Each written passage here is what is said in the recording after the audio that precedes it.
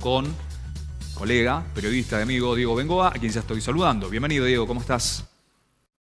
Hola Germán, buenas noches. Gracias por invitarme. ¿Cómo estás? Muy bien. Contanos un poco, Diego, seguiste el caso muy de cerca durante tanto tiempo. En principio, lo que todos nos preguntamos cuando aparecieron las novedades respecto de lo actuado por la fiscal Companys es, bueno, hay novedades, hay algo, la fiscal tiene algo más como para realizar estos procedimientos, ¿sí? Cercanos a Villa María, para cambiar la imputación de Del Pino, en este caso, hacia un homicidio calificado por alevosía. Sí.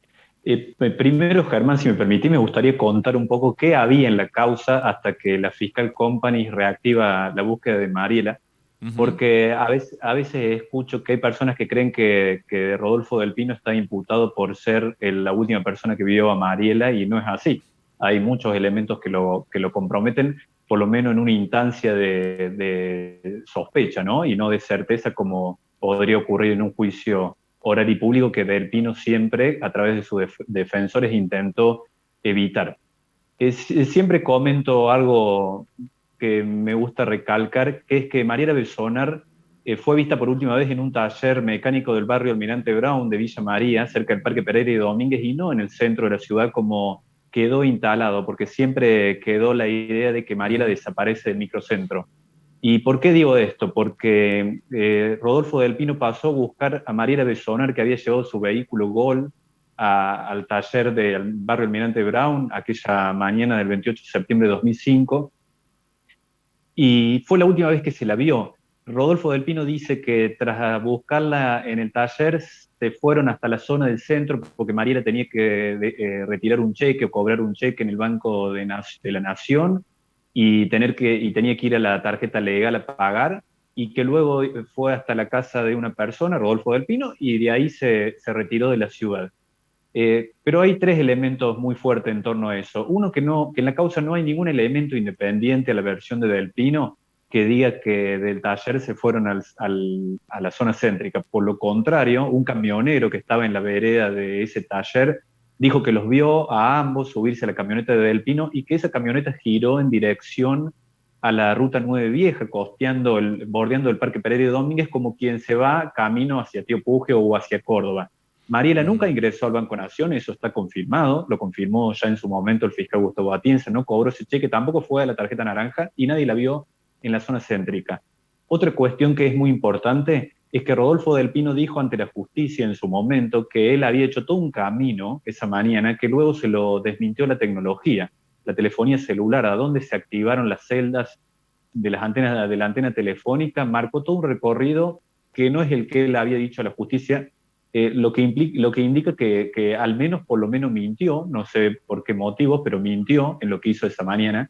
Y Ujú. después otra cuestión muy fuerte, que es un testimonio de un hombre y una mujer de campo a los que acudió Rodolfo Del Pino para decirles que si la policía preguntara por él, recordaran que ese día, 28 de septiembre, lo vieron.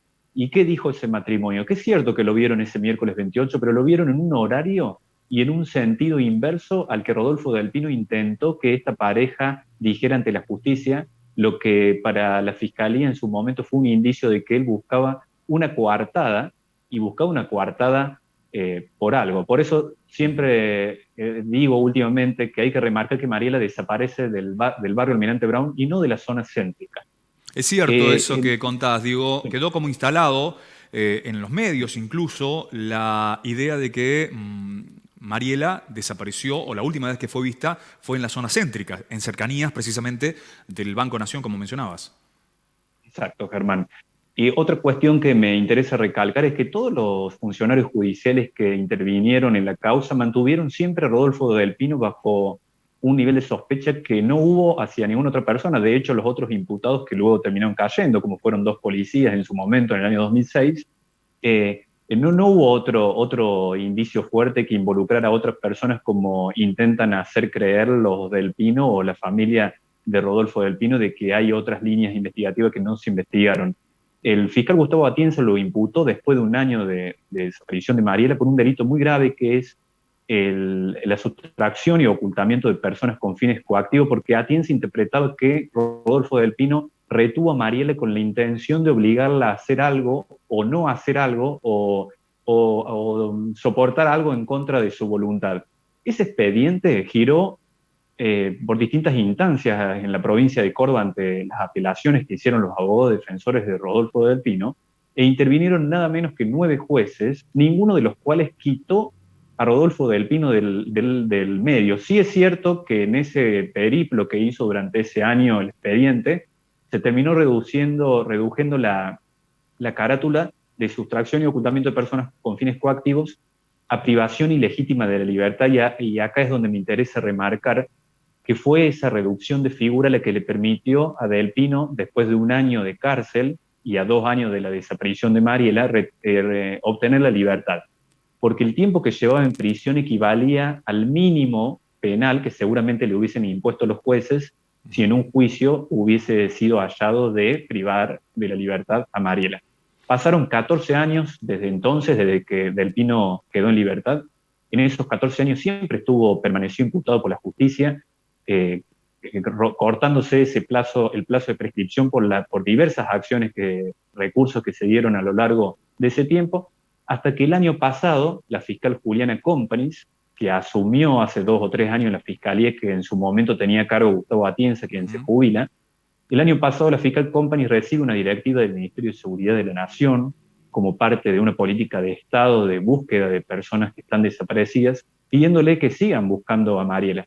Ahí es que Companys empieza a leer el expediente, que es enorme.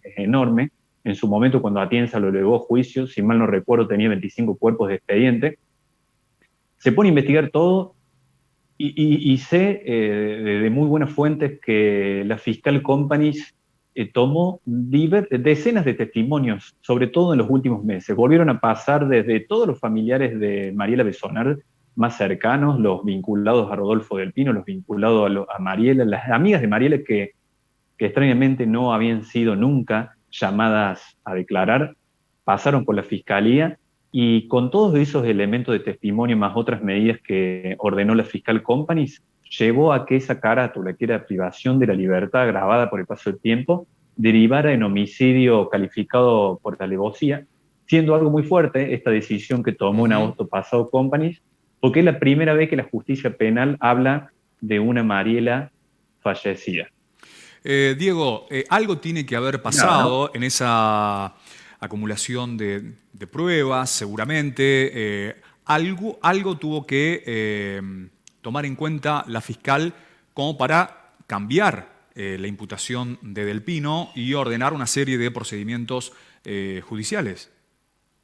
Sí, Germán, procedimientos que continúan y que no han salido a la luz pública. Por ejemplo, el lunes de la semana pasada o el martes hubo un rastrillaje bastante importante con muchos recursos especializados en búsqueda de personas que no trascendió a la luz pública, precisamente porque la fiscal Companys ha decidido no hablar del caso. Esta es una realidad que compartimos siempre con ustedes, entre todos los colegas que no responden sobre el caso Mariela Besonar, porque justamente intenta que la difusión de los pasos investigativos que va dando le hagan caer.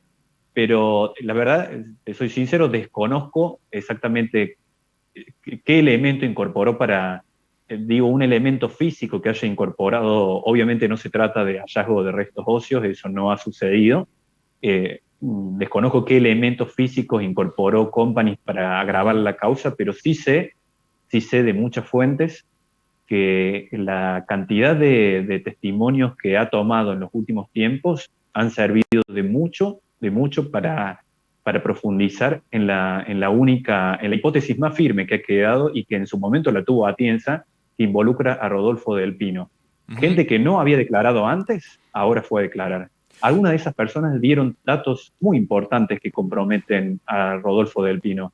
Sé, por ejemplo, de por lo menos 3 personas que en 2 semanas fueron llamadas a declarar 3 veces como testigos, a raíz de cuestiones que aportaron a la causa que en su momento no la habían aportado porque tampoco Atienza había llamado. Además de las series de operaciones, no puedo afirmar si es cierto que encontraron papeles, como se conoció públicamente hace un mes, de que encontraron papeles bajo tierra, eso no lo sé, pero sí sé que el cúmulo de testimonios han servido de mucho para que Company termine tomando esta decisión. Y más allá del endurecimiento de la imputación hacia Del Pino, continúa en libertad. Continúa en libertad la fiscal. Ella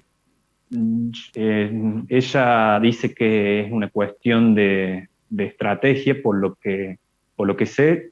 Reitero que no habla con los medios de comunicación. No sé bien cuál es la estrategia que ha implementado. Supongo yo, presumo también que tiene que ver con poder seguir investigando profundamente a Rodolfo Del Pino sin que, al tenerlo en prisión, los abogados interpongan diversas acciones que hagan peligrar quizá la causa, porque estamos hablando, o lógico, de 16 años de desaparecida mucho tiempo, y también que Rodolfo Del Pino tiene abogados que son muy fuertes, que han logrado, por ejemplo, demorar el inicio del juicio. Atienza había elevado la causa originalmente en el año 2010, estamos en el 2021, ese juicio nunca se dio. Y este dato también me interesa remarcar. En el 2016, Rodolfo Del Pino, a través de sus abogados, pidió la probation, pidió la suspensión de juicio a prueba, ofreciendo a cambio reparar con 80.000 pesos, algo que en su momento el fiscal Atienza se negó y luego los jueces lo siguieron también en negar eso.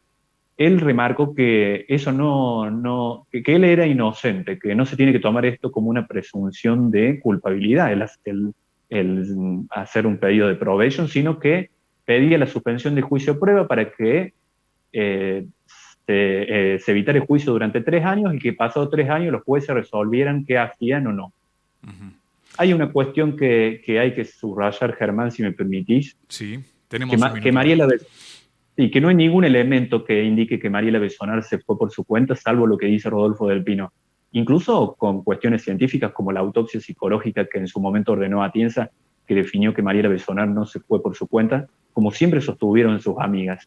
Y otra cuestión es que Rodolfo Del Pino desde el primer momento intentó, sobre todo en los primeros días, evitar la búsqueda de Mariela, diciendo que Mariela se había ido por su cuenta, que iba a volver. Le decía a los hijos, no busquen a mamá, que a mamá le va a dar vergüenza verse en los medios reflejada, y logró con eso, que Mariela, que desapareció un miércoles 28, recién el martes siguiente, la policía y la justicia libraran una orden de búsqueda. Tuvo muchos días Rodolfo Del Pino logrando evitar que la policía y la justicia inicien la búsqueda de Mariela, que ningún elemento indica que ella está viva. No está viva. Mariela no se fue por su cuenta ni está en otro lugar. Diego, el agradecimiento de nuestra parte, un abrazo grande. Gracias a usted, Germán, un abrazo.